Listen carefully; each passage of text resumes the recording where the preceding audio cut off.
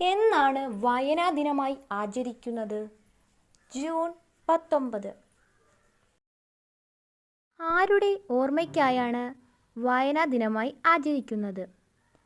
പി.എൻ. പണിക്കരുടെ ഓർമ്മയ്ക്കായാണ് വായനാ ദിനമായി ആചരിക്കുന്നത്. ജൂൺ 19 വായനാ ദിനമായി ആചരിക്കാൻ തുടങ്ങിയത് എന്ന് മുതലാണ്? 1996 മുതലാണ് വായനാ ദിനമായി ആചരിക്കാൻ തുടങ്ങിയത്.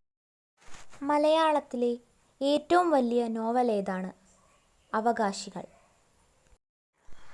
മലയാള ഭാഷയുടെ പിതാവ് എന്നറിയപ്പെടുന്നത് ആരാണ്? തുഞ്ചത്ത് രാമാനുജൻ എഴുത്തച്ഛൻ.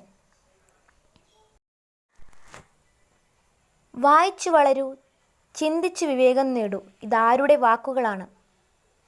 പി.എൻ. പണിക്കർ. അദ്ദേഹം ജനിച്ചത് ഏത് വർഷമാണ്? 1909. മലയാളത്തിലെ ആദ്യത്തെ ചെറുകഥ ഏതാണ്? വാസനാവികൃതി.